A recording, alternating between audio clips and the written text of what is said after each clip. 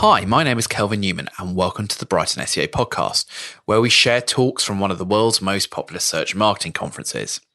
The event started out as a few people meeting in an upstairs room of a pub and is now attended by over 3,000 people from all over the world. This episode is a recording of one of the speakers at a recent event.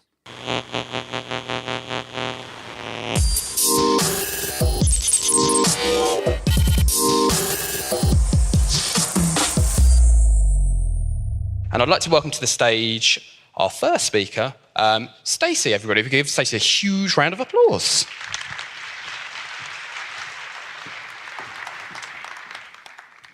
Hello. So, it was 2009, my first day at Tecmark, and the first task I was given was keyword research in German for a car hire brand, as I recall. It's still a massive part of the job, in my opinion, for SEO. But what has changed, I guess, is the search landscape. So we're not just typing into Google anymore. We've got voice search to contend with. Comscore reckons that 50% of searches will be voice search in 2020. 2020 sounds like a really long time away. It's 2 years and 3 months. We're owning more and more home assistants, and they're fairly primitive at the moment, but I do see over time these are going to play a much bigger role in how we discover new products, services, places, and a vast wealth of information. And search engines aren't the only search engines. What we would typically consider search engines are actually just the tip of the iceberg. We've got product marketplaces, app stores, social networks, video platforms, all taking billions of searches combined. A study last year by Bloomreach found that 55% of product searches in the US actually start on Amazon, not Google. But we're still using, we would say people are still using keywords, they would say they're using words. And I think it's more important than ever, actually, that we understand how people are looking for stuff. We've got so much information available to us now that it's actually imperative that we can sift through the crap and extract what we need quickly and easily. Let's get back to Google. Hummingbird was probably what really made me sit up and take note and think, shit, these guys are pretty serious. They're going to make this natural language thing happen at some point. They're going to get better at delivering what users want. And by no means is Google perfect at this, or even amazing yet. But a good example of what is achievable. I've got a bit of an issue. He's very cute, but he goes through 3 pairs of socks a day, the baby, not my husband. And I had this problem 2 years ago with my eldest as well, where they'll bite their socks off, chew their socks off, rub their socks off. They're hell-bent on getting hypothermia of the feet. And 2 years ago, someone on Facebook was like, this is what you need in your life. A very inexpensive solution to the problem of babies refusing to keep socks on, which I appreciate is a first world problem. But anyway, you search sock-ons, and this is what you get, nothing unusual. You get the shopping listings, you get a paid ad, and you get the sock-ons brand site. Nice and easy. You go back a step and you search how to keep babies' socks on, and you get a crappy position 0 answer box thing with content that Google has borrowed from eBay, which is a poor user experience in my opinion, but you do get the sock-ons website first. And you think, well, keep socks on, sock-ons, yeah, it's the same thing, I can see why it ranks. Baby socks keep falling off. You get that crappy position 0 result again, some related questions, but then you get the sock-ons brand website again. They don't mention socks falling off on their page at all. But obviously there's a ton of off-page factors at play and whatnot. What you don't get is what I was getting 2 years ago when you search this kind of stuff, which is infographic-type content and WikiHow. I don't want an infographic. I've got a baby in one hand and a sack of shitty nappies in the other. I don't want an infographic. What I want is a 99p product that solves this problem that's getting me down bizarrely. It doesn't happen for every query, or even most of them yet. But what we can see is what's possible in terms of getting from a problem to a solution without having to go via a ton of different websites and routes and informational sites. So how does it change what we're doing? So in 2009, keyword research for me was a spreadsheet. Anything from 10 to 200 keywords, all pretty competitive, all product and service related. Client signs them off and we go off and buy spammy links and make them rank. Brilliant. In 2017, actually a keyword strategy document is a 20 to 30 page document that reads more like an audience analysis document. It's taking more time, we're having to use more tools, And on the whole, it's much more resource intensive than before. But on the flip side, we're seeing more keywords generating clicks and impressions. We're seeing more landing pages contributing to organic revenue. And we're seeing organic search now play a bigger part in paid transactions, helping to regulate the costs a little bit. And ultimately, for new campaigns, it's taking less time to start generating revenue. So I want to share a few tactics and tools that we're using today. And I'm going to share some awesome tools, but the first thing I'm going to suggest is we step away from them for a little bit, just for now. We really need a cracking toolbox in SEO, but actually, particularly with keyword research, what you get out of a tool is only ever going to be as good as what you put in. You stick washing machines in a tool, and what you're going to get out is washing machines plus half the dictionary. It's very predictable. I guess the first thing is to start thinking a little bit beyond driving the immediate organic sale. This is a little bit counterintuitive for me because I still believe organic search should be a direct revenue generating channel and be accountable as such. But we can actually get more out of our organic traffic than just revenue. So we can get links and coverage. If someone comes through, a journalist finds a white paper or something you've produced and links back from a really reputable industry paper, putting you in front of a really good audience and adding a little bit to your link profile, there's a benefit there. It's worth having. Awareness. I'm not talking about the crappy kind of awareness where Chris, who only drinks smoothies with kaolin, knows that Coca-Cola exists. He's never going to buy it. I'm talking about the kind of awareness where people who are about to start shopping for your product are aware that you exist. So we would split keyword research into 3 audiences, basically. The middle one there, we're all pretty much doing anyway. Your product and service related keywords. The people who are already shopping. The top stuff is getting people before they're shopping. And the bottom one is actually keyword research for people who are never, ever going to buy anything from you. It's not the easiest one to sell into your clients. So these very, very top of the funnel people, the ones that aren't shopping yet, this is all about triggers. What's the thing that makes them start shopping for your product? When Hotpoint launch a new washing machine, they don't broadcast the keynote live from San Francisco. And there's not a 2-hour queue outside Curry's while everyone waits for one. In fact, when somebody buys a washing machine, it's usually, oh, what was wrong with the old one? So I managed to ask just shy of 100 people who just made a washing machine purchase, why? And looked for the common responses. It's a bit of a manual process. But overwhelmingly, the main reason was the old one broke. There was something wrong with it. Or had a baby, needed a bigger one. They go through some clothes. Moved into my own place. Or the old one was too noisy. It was quite a common one as well. Repeated the same thing with people who just bought life insurance. Overwhelmingly, I've just bought my first house. I've just had a baby, just got married. For people who are switching providers, it was things like, well, my job's changed and actually my current provider won't cover me anymore, or I've taken up skydiving. So we need to identify the triggers for the product and service. And you're looking for the common ones. Even if you can ask 100 customers, it's a good start. There'll always be an odd answer. Somebody from the life insurance one literally answered, well, my wife had a dream that I died and she got evicted. She didn't seem that bothered that I was dead, but she definitely didn't want to lose the house. So well, I don't think it's a common trigger, but nonetheless, identify them. If you're already surveying your customers, then this is dead easy. It's just stick one question on the end. If you're not already surveying your customers, for a whole host of reasons, way beyond just keyword research, it's well worth doing.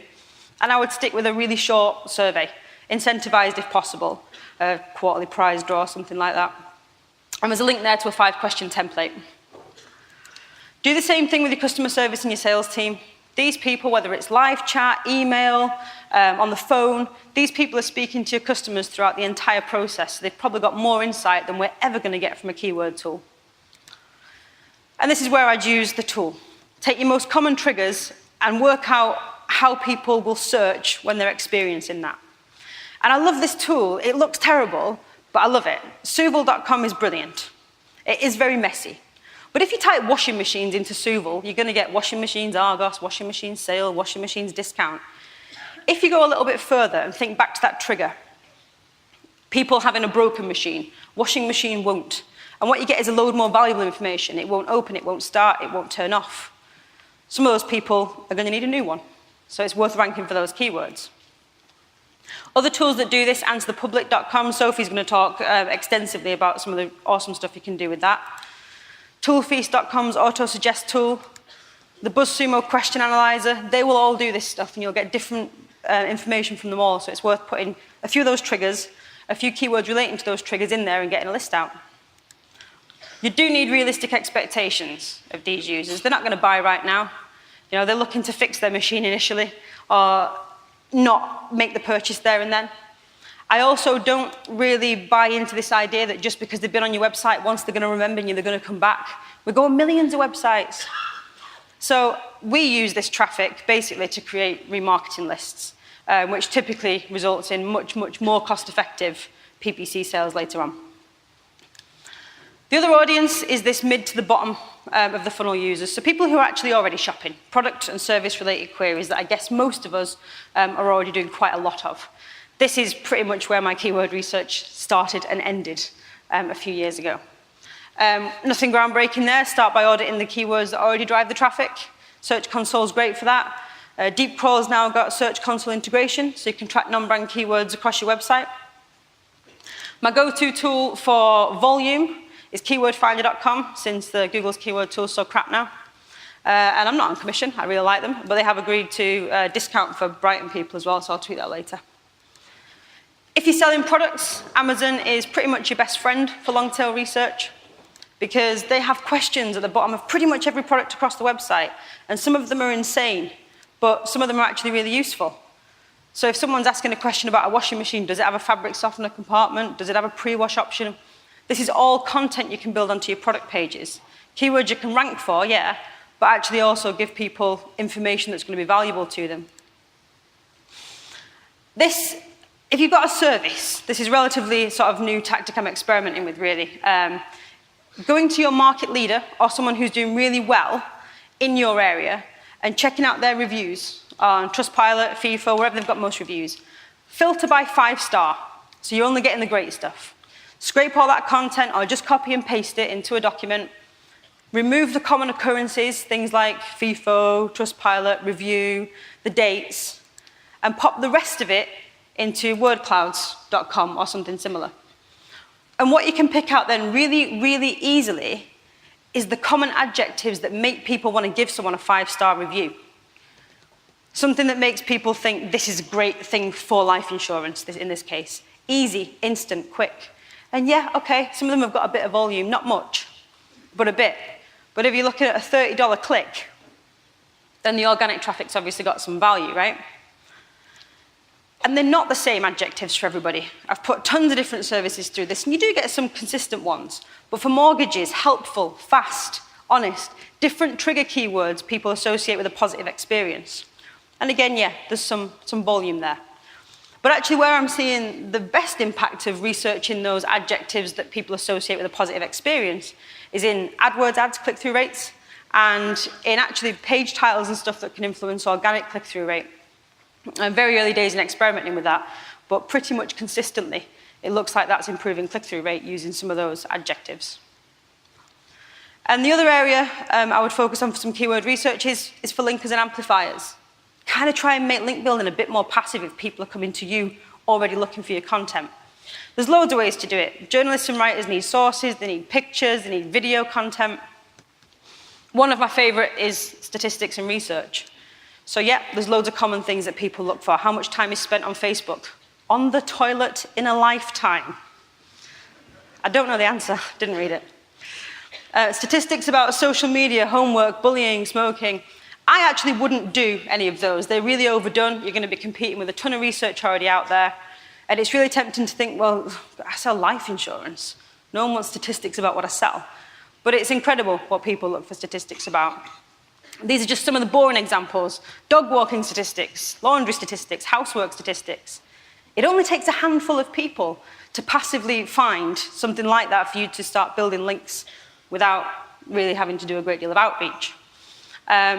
In terms of different kinds of assets that people link to, my colleague Hannah is speaking later on today and she's going to go into a ton of detail about that. But on the stats front, this is the site that's currently, I think, second for Christmas shopping statistics. And that site has got links from 111 unique domains on the Majestic Fresh Index. 111. This is the site that ranks #1 for life insurance statistics. It's a blog post. It's a bit shit. And it's not even their own statistics. Just compiled from other places. And yet, not as impressive as 100 and odd, but it has got links from 9 different domains, which is 9 more than the overwhelming majority of blog posts people publish. In terms of finding these kind of statistics, research-related queries, we're going back to the same tools. Keyword Finder, Answer the Public, BuzzSumo, Toolfeast, and putting in stats or how much or how many around your keywords will get you a ton of things that people are looking for information on. The reason I like stats so much is because whenever we can rank for a stats-related keyword, it drives links. People looking to quote a source will typically link to that source. You're not having to go, and say, hi, you used my statistic, would you link to me, please, and be ignored forever. And measuring how effective our keyword strategy is. I'm still checking rankings in 2017. And do you know what? Yeah, I get it, right? Your location will change. That's my nan. She really, really did not like me using that photo, so I use it all the time. The location will change your rankings. The browser you're using can change your rankings. Your mobile phone can change your rankings. Personalization, blah, blah, blah. I get it. It's fine. But for the time being, if my rankings tool has pretty green arrows and they're all going up, I'm getting more traffic and I'm getting more sales. And until that stops being the case, I'm going to keep checking rankings. Plus, I get this really warm, fuzzy feeling when rankings go up still. It's really nice. I'm a fan of AccuRanker, not found a faster, more accurate one yet. Nope, not on commission, don't work for them, but my best rankings tool I've found, and again, they're doing a discount for brightonSEO signups. Search console impressions and clicks give you a good idea of how your keywords are performing. Landing page traffic and conversions. Are the keywords actually any good if they're product and service ones? And then if you are doing this trigger stuff and you're going for these people before they start shopping, assisted conversions, really, really useful. So I can see here a ton of organic originating transactions that the paid search team are going to take all the credit for, and that's fine. But you can go one step further and you can look at landing pages. So when we've created a bank of content for people who are experiencing the problem that we're looking to solve, and we're getting 10,000 visits a month across that wealth of content, then we go and retarget them. It's useful to be able to see, actually, are we getting many of them back? Are they buying from us? Is it worth doing more of this stuff? So keyword research, definitely not a one-time job, actually. We would do a whole strategy revisit, probably quarterly on a reasonable sized account. Sometimes you don't need to make big changes, but go in and do a full analysis of how keywords are performing, whether we're getting what we want from them, whether the audience is even right. And a near weekly, I guess, opportunity finding exercise, going in and looking at Search Console again, or hitting some of those long tail keywords, or checking through your survey data to find new stuff you can add in constantly and refresh it. Thank you very much. This was originally recorded at a Brighton SEO conference. If you want to listen to more episodes or find out about the conference itself, you can do at brightonseo.com.